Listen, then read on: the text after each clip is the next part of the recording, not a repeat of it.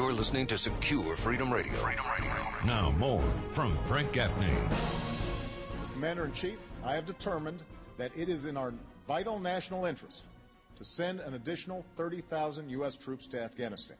After 18 months, our troops will begin to come home.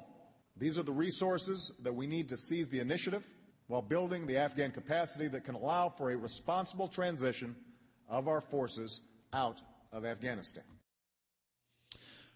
Well, there, of course, was the heart of President Obama's remarks delivered, as Chris Matthews says, in the enemy camp last night up at West Point, combining in one paragraph to augment by 30,000 American troops our forces on the ground in Afghanistan, the resources, as the president put it, that we need to carry out our strategy there.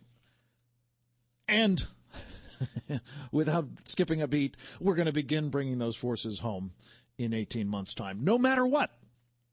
No matter what is going on the ground, evidently, as was confirmed in a hearing before the Senate Armed Services Committee today with Carl Levin presiding, Robert Gates in the chair.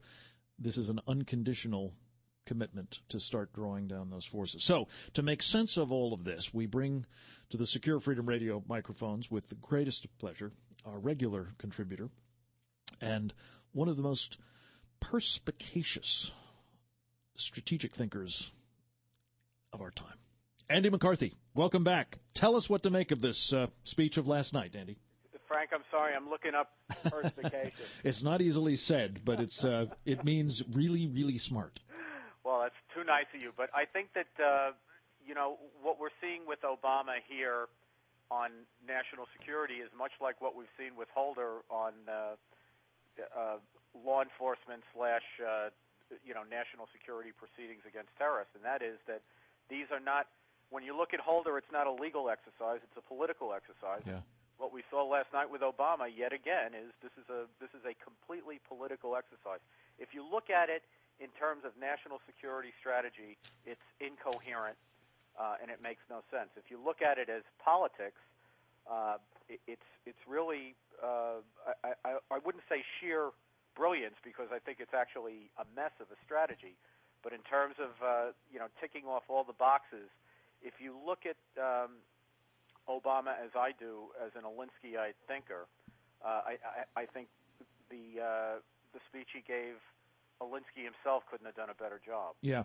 Andy McCarthy, I want to capture that thought here. We did a full hour-long program a month or so ago with our colleague Mike Waller on who Saul Alinsky was. But for those who missed it, I would encourage all of them to go get the podcast or go to securefreedomradio.org and download it to listen to. It's a very, very compelling hour-long special on this guy who was so formative with the President of the United States, and by the way, the Secretary of State. But, Andy, give us in 30 seconds a short course on what you mean by an Alinsky-esque speech.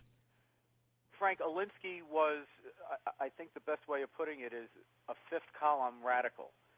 He looked down on the likes of the Weather Underground and the Black Panthers and the openly revolutionary, crazy radicals as people who were setting the cause backwards, and that the way to really achieve would be to bore in from the inside, get into our institutions, right, and hollow them out from within. Yeah. And I think Obama, I'm sure your listeners know based on the program you described, Obama is not only an Alinskyite disciple, he actually mastered the doctrine so much that he became an instructor to other up-and-coming radicals. Mm-hmm. So, I think this is the community organizer phase of his career. Exactly right. And, what you would want to do as an Alinskyite with a problem like Obama had to address last night, the challenge is always you want to steal or appropriate the language of the society in order to undermine the society. So, he had plenty in there to be seductive for the right. We had, pains to freedom, which you virtually never have heard from Obama before. Certainly not in the context of Iran, that's for no, sure. No, absolutely not. And, you had a situation where he says, he has to give the generals what they want because politically he's boxed himself in. He made Afghanistan into the noble calling, not because he really thought it was a noble calling, but because that made his attack on the Iraq war more effective. Political necessity. Exactly. So now he's stuck with Afghanistan. He can't pull out because that shows the fraudulence of, the stuff before about how Afghanistan was the noble calling. Yeah. But they're constitutionally on the left incapable of rolling up their sleeves and actually waging a war that's in America's interest because the way they look at the world, they think our enemies have a point. Let me just interrupt to say we're talking with Andy McCarthy of National Review Online, a man who has contributed enormously and usually multiple times in the course of the day to our understanding of lawfare and political warfare and just old-fashioned terrorism. The author of Willful Blindness, a memoir of the jihad, and a forthcoming book, which we are waiting with bated breath. What is it entitled, Andy? It's called The Grand Jihad. The Grand Jihad. We'll have more to say about it in the coming weeks. How appropriate. We look forward to hearing all about it here at Secure Freedom Radio. But in the meantime, I just want to segue to another related subject, knowing of your expertise and actually knowing of your involvement. This coming Saturday at noon in Foley Square, the scene of the trial that Eric Holder, of whom you spoke a moment ago, the Attorney General, hopes to have be the locus for the venue for the trial of the century, perhaps, colleague Sheikh Mohammed and company. Andy McCarthy, today we learned from the 9/11 Never Forget team, of which you are a very important part, that the mayor and the commissioner of police of the city of New York were not integrally involved in the decision-making that the Attorney General engaged in. More evidence, would you say, of the sheer politics of this, or is this sheer folly, or both?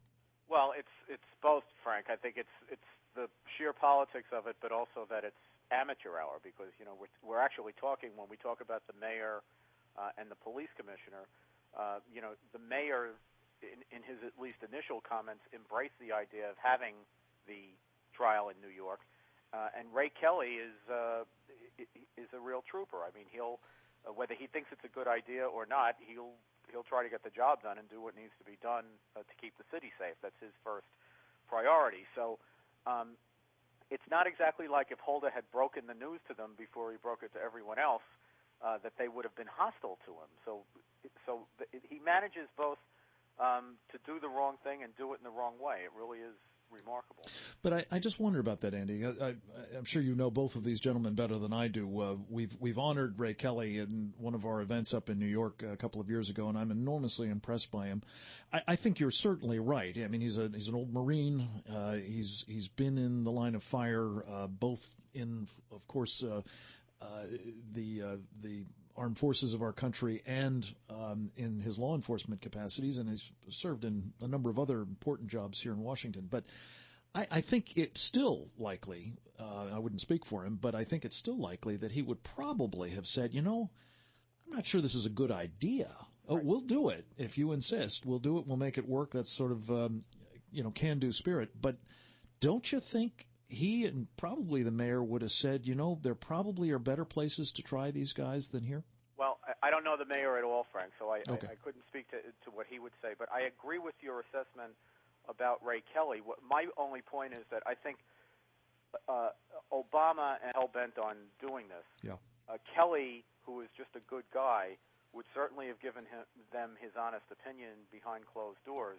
Right. But he's one of those guys who, if the decision didn't go his way, I think he'd have sucked it up and, did what he had to do. Gone to do the job, which, by the way, Chuck Schumer says is going to cost us an extra $75 million to try to enable him to do it. Right. Andy, let's just close up by once again encouraging people in New York City, for sure, to go attend this rally where you and others, Deborah Burlingame and Zuhdi Jasser and a number of really remarkable patriots are going to be joining forces to say, don't bring this trial to America. I wish you the best of luck. I hope it's a great success, and we hope that it will ripple fire across America starting on Pearl Harbor Day. And we'll be talking more about that as the week progresses. You're listening to Secure Freedom Radio with Frank Gaffney.